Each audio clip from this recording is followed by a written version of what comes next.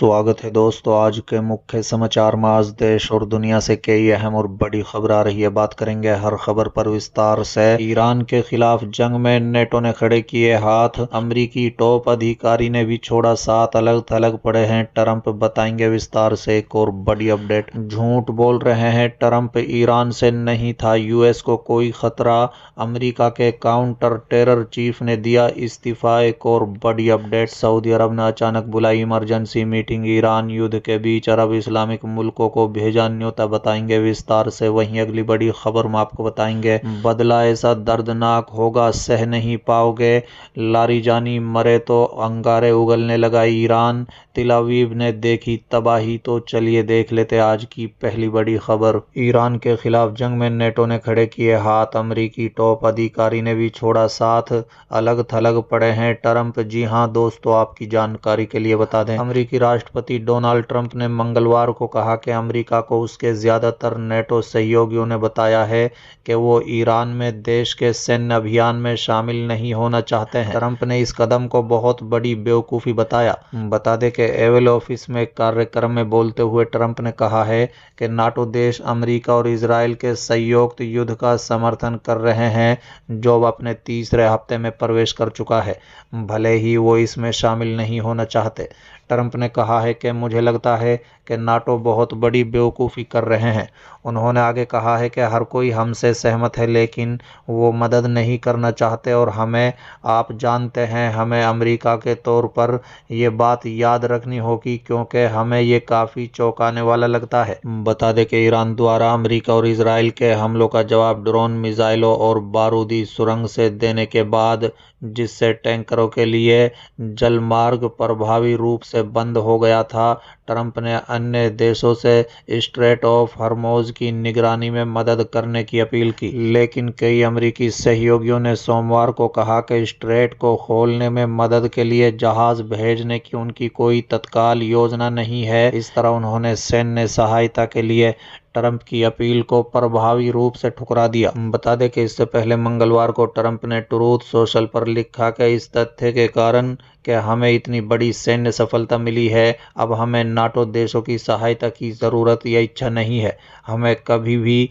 उन्हें, विशेष रूप से जापान, ऑस्ट्रेलिया और दक्षिण कोरिया का जिक्र किया। अमेरिकी राष्ट्रपति डोनाल्ड ट्रंप ने ओवल ऑफिस में एक प्रेस कॉन्फ्रेंस में कहा है कि ये एक अच्छी बात है कि नेशनल काउंटरटेररिज्म सेंटर के प्रमुख जोसेफ कंट ने इस्तीफा दे दिया क्योंकि उन्होंने दावा किया था कि ईरान कोई खतरा नहीं है। चलिए अगली खबर, झूठ बोल रहे हैं ट्रंप, ईरान से नहीं था यूएस को खतरा, अमेरिका के काउंटर टेरर चीफ ने दिया इस्तीफा। जी हां दोस्तों, आपकी जानकारी के लिए बता दें, अमेरिका के नेशनल काउंटर टेररिज्म सेंटर के डायरेक्टर जोसेफ केंट ने ईरान के साथ चल रही जंग के विरोध में अपने पद से इस्तीफा दे दिया।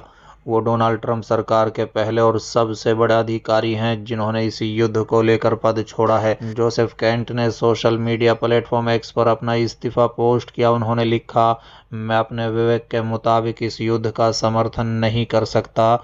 ईरान से अमेरिका को कोई तत्काल खतरा नहीं था। यह युद्ध इजराइल और उसके प्रभावशाली लॉबी को दबाव में शुरू किया गया था। ईरान पर हमला करने के कुछ ही घंटे बाद राष्ट्रपति डोनाल्ड ट्रंप ने कहा था कि उन्होंने ये कदम अमेरिकी लोगों की सुरक्षा और ईरानी शासन से पैदा खतरे के खत्म करने के लिए उठाया है। केंट ने अपने इस्तीफे में ट्रंप का ये बयान खारिज किया है।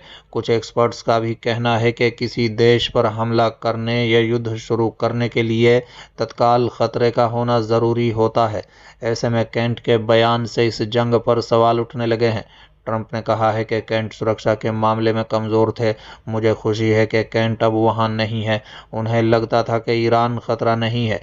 Office of the director of national intelligence ने तुरंत कोई प्रतिक्रिया नहीं दी।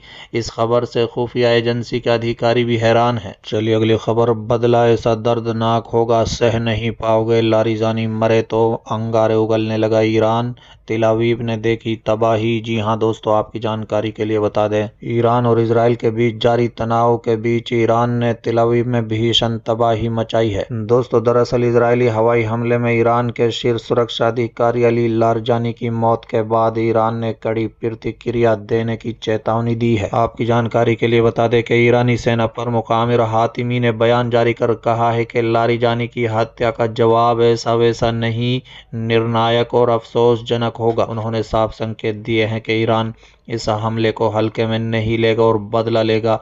ऐसे ही कसम ईरान ने खामेनी की मौत के बाद खाई थी, जिसके बाद पूरी खाड़ी ने तबाही देखी थी। वहीं ईरान के ताकतवर सैन्य इकाई इस्लामिक रिवॉल्यूशन गार्ड कॉर्प्स यानी IRGC ने दावा किया है कि उसने लारजानी की मौत का बदला लेने के लिए इसराइल के सेंट्रल इलाके पर मिसाइल हमले किए हैं। ईरान के राष्ट्रीय सुरक्षा परिषद ने भी आधिकारिक तौर पर लारजानी की मौत की पुष्टि की। सरकारी बयान में उन्होंने शहीद बताया और कहा है कि उन्हें पूरी जिंदगी ईरान और इस्लामी क्रांति की सेवा में बिताई। ऐसे में उनका मरना सिर्फ मातम नहीं बल्कि ईरानी भावनाओं को भड़काने जैसा है।